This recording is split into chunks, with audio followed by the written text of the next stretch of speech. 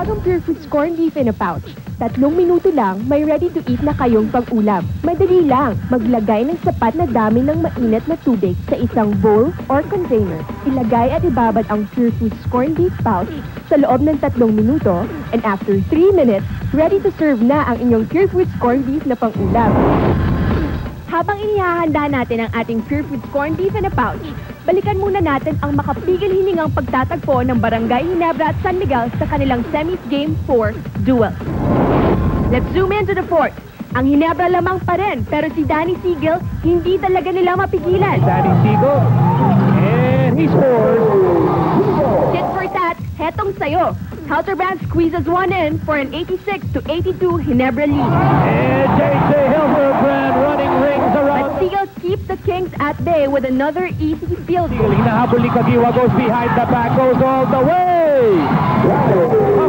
The Dynamite explodes again to cut the lead to 1, 87-86, with a little over 2 minutes left. Teka, wala bang may balak bumantay sa kanya? Inside, Danny Seagull. Relax lang daw, sabi ni Rodney Santos. A sweet triple here for a 4-point Ginebra lead. And here he goes again. Seagull proves to be a thorn para sa mga taga-barangay as he connects on an alley-oop. Danny Seagull is unstoppable. Piso battle na talaga to. Pagkatapos pumalpak ang Ginebra sa opensiba nila, may chance sana ang SMB na lumamang. Pero ang tira ni Seagull, sablay na sablay. So, Danny Seagull fakes, he fires, no goal! And the ball is... After calling a timeout, Ginebra executes the perfect play. Si Kagiwa nakawala, and with his quick jumper, he delivers the game winner with 3.9 seconds to go. For the lead. Yeah! He made it! San Miguel calls a timeout.